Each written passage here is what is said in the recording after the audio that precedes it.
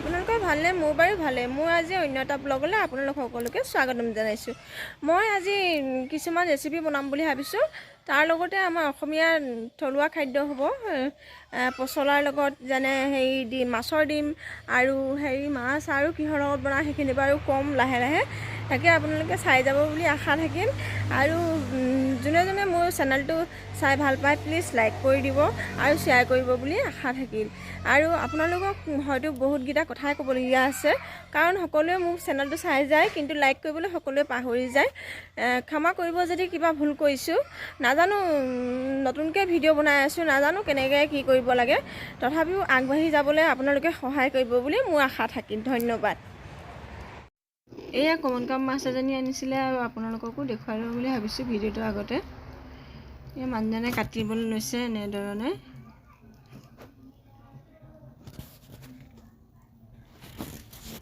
তেওঁ কাটিম বুলি ক'লে সেইকাৰণে মই নাকাটিলোঁ। আৰু ডাঙৰ মাছবোৰ হয়তো মাইকী মানুহবিলাকে কাটি বেয়াও পাওঁ, মেইনকৈ মই কাটিয়ে বেয়া পাওঁ।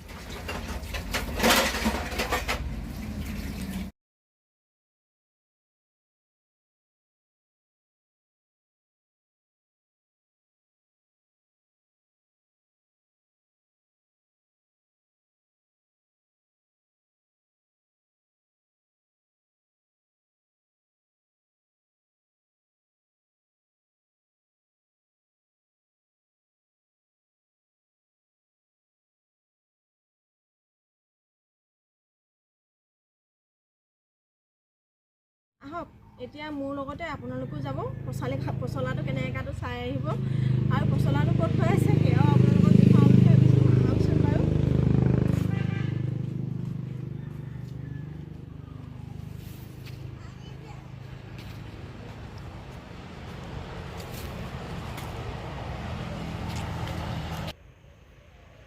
এইয়া পচলাটো ইয়াতে হৈ আছে। ইফালে কলগছ আছিলে, তাৰপিছতে মানে কি হ'ল, এখন ফাৰ্ম আছিলে, ফাৰ্মখনৰ ভিতৰৰ ফালে কলপুলিটো ওলাই আছে। সেইকাৰণে ভাবিছোঁ ইয়াৰ পৰাই নিওঁ আৰু, কাৰণ এইডোখৰ জেগাডোখৰ চাফাও হয় আৰু অকণো লেতেৰাও নহয়। আৰু আগৰ ফাৰ্মঘৰ যিহেতু আছিলে সেইকাৰণে ভাবিছোঁ ইয়াৰ পৰাই আজি কলপুলিটো নি পেলাই পচলা হিচাপে ব্যৱহাৰ কৰি আপোনালোকৰ আগত দেখুৱাওঁ, আমিও সোৱাদ লওঁ। আহক কাটো।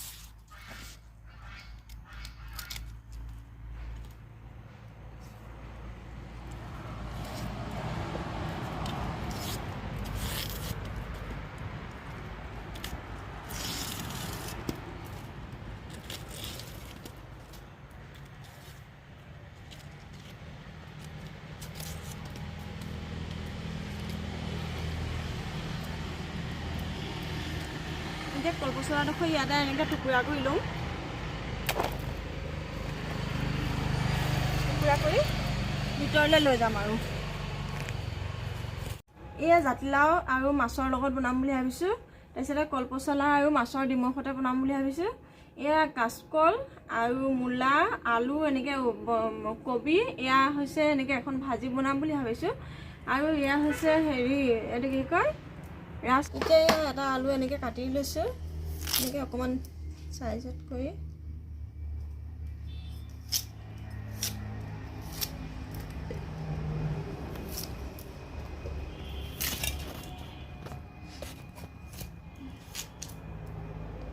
এনেকৈ দি দিম, বিলাহী এটা ইয়াৰ লগতে কাটি দিম। এতিয়া এইখিনি মাছৰ কাৰণে এইখিনি ৰেডি হৈ গ'ল। এয়া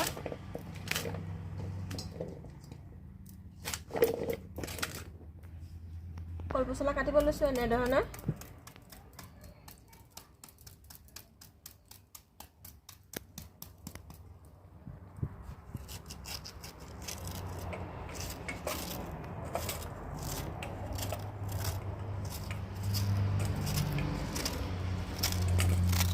এতিয়া কলপচলা কাটি আছোঁ দেই।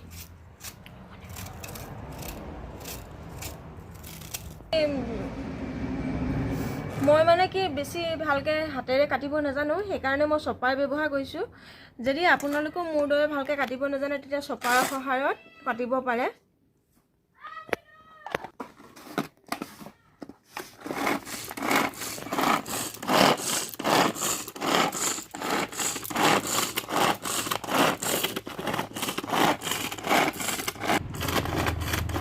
এয়া হৈ গৈছে, এইখিনি প্ৰথমৰখিনি হৈ গৈছে।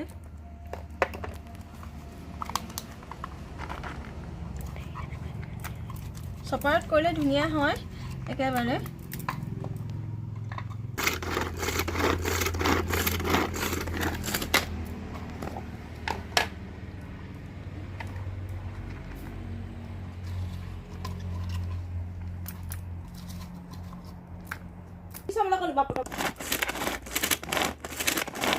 এয়া শেষ হ'বলৈ হ'ল আৰু এইবাৰ লাষ্টৰ বাৰখিনি সোনকালে হৈ যায় মোৰ মতে। সকলোৱে চেষ্টা কৰি চাব পাৰে।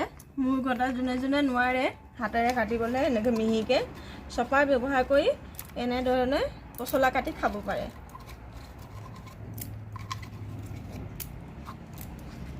এইখিনি পচলা ৰেডি হৈ গৈছে মাছৰ ডিমৰ লগত ভাজিবলৈ।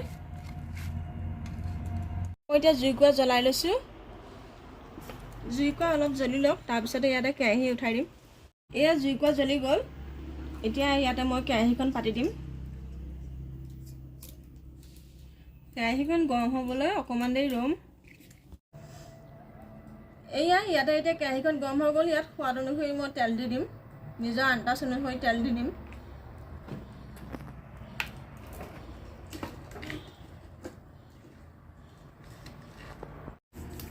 পিঁয়াজ দি দিছোঁ তেলতে অলপ।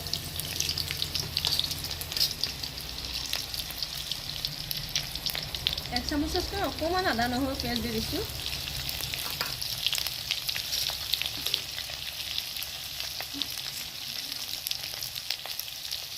হালধি দি দিম ইয়াতে তেলতে আৰু নিমখ দি দিছোঁ।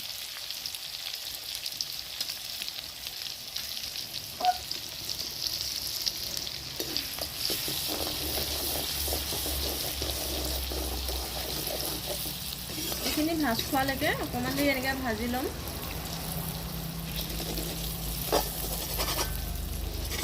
এয়া এতিয়া আকৌ এবাৰ এনেকৈ লৰাই দিম।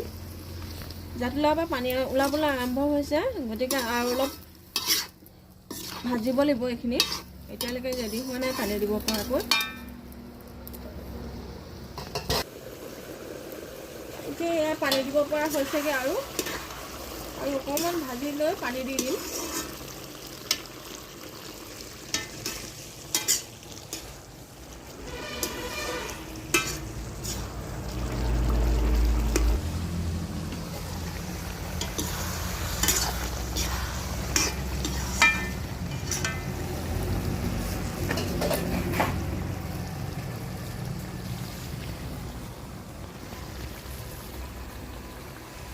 পানী দি দিম ইয়াতে।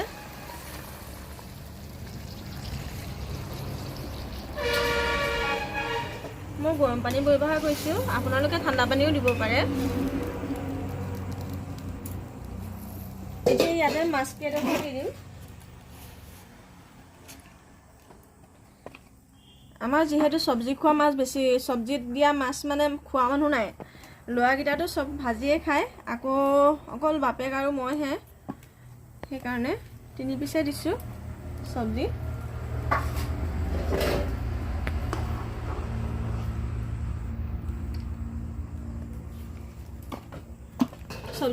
এতিয়া ঢাকি দিম, ঢাকি উতল আহিবলৈ দিম।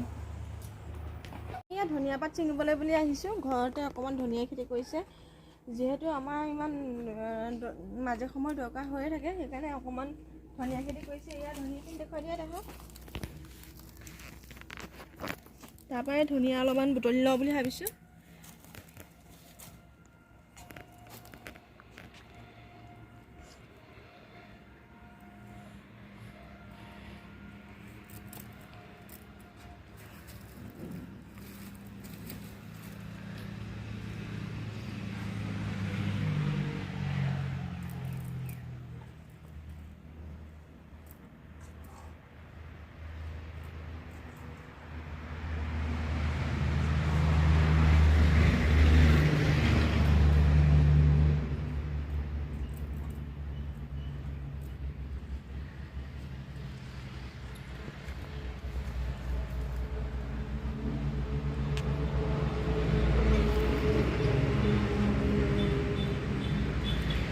এয়া ধনিয়া হৈ যাব ইয়াৰ।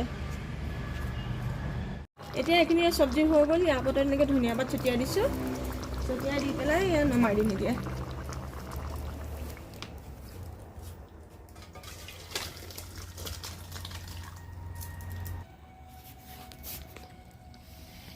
এইখিনি প্ৰথমৰ ৰেচিপিটো মোৰ হৈ গৈছে, আৰু ছেকেণ্ড ৰেচিপিলৈ আগবাঢ়োঁ এতিয়া। আহক,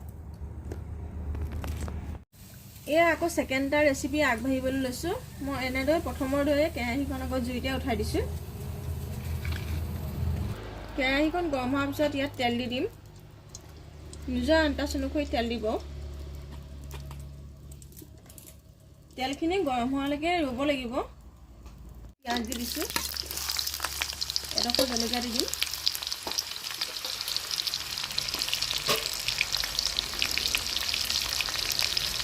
আদা নহৰু পেষ্ট অকণমান সৰহকৈ লাগিব এইখিনি।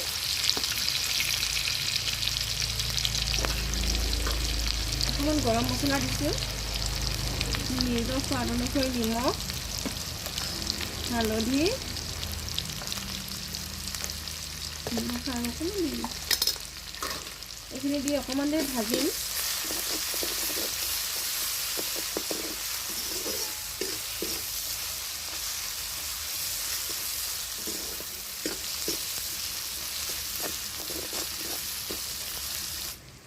এতিয়া পচলাখিনি তেলতে এনেকৈ দি দিম।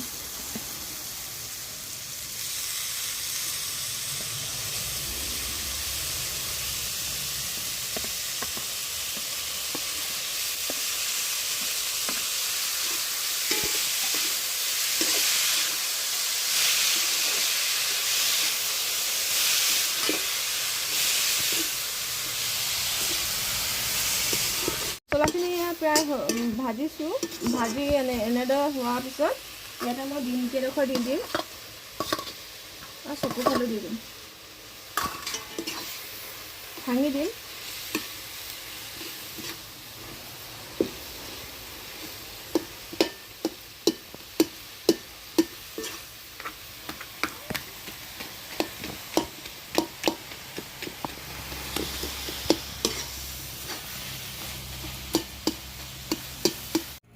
ছেকেণ্ডটো ৰেচিপি ৰেডি হৈ গৈছে। কলপচলা, মাছৰ মাথা আৰু ডিমৰ সৈতে ওপৰত ধনিয়া পাত এনেদৰে দিছোঁ। আৰু 3 নম্বৰ ৰেচিপিলৈ আগবাঢ়িছোঁ। এখন ভাজি বনাম বুলি ভাবিছোঁ। আহক, তেল দি ল'লোঁ আৰু ইয়াতে এতিয়া পিঁয়াজ দি দিছোঁ। নহৰু আদা দি দিম।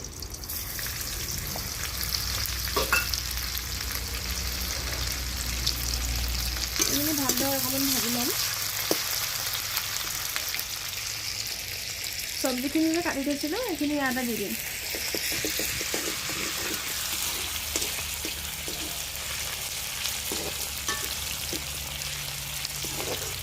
আমাৰ ঘৰত মানে দুটা ল'ৰা আছে, ল'ৰাকেইটাই অকল জলকীয়া নাখায়, সেইকাৰণে সিহঁতলৈ জলকীয়া নিদিয়াকৈ বনাবলগীয়া হোৱাৰ কাৰণে আমালৈও জলকীয়া দিব নোৱাৰোঁ। সেয়েহে ক'তোৱে মই জলকীয়া ব্যৱহাৰ কৰা নাই, অকল পচলা ভাজিকণতে অকণমান জলকীয়া ব্যৱহাৰ কৰিছোঁ। আপোনালোকে জলকীয়া দিলে আৰু সোৱাদ লাগিব খাবলৈ। এয়া পাচলিখিনি এতিয়া দি লৈছোঁ।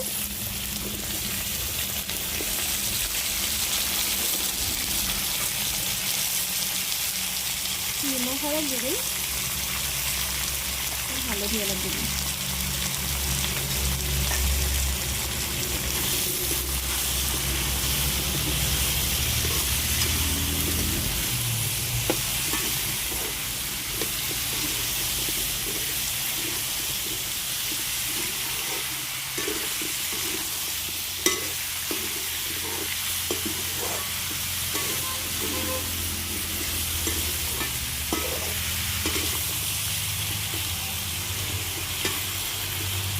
এতিয়া অকণমান ঢাকি দিব।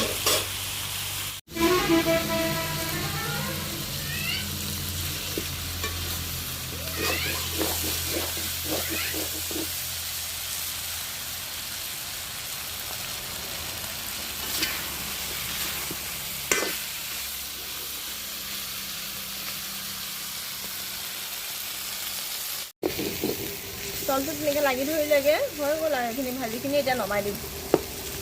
সিজি গ'ল সকলোবিলাক। একেবাৰে ভাত বাঢ়িব সময়ত লগ পাই আছোঁ।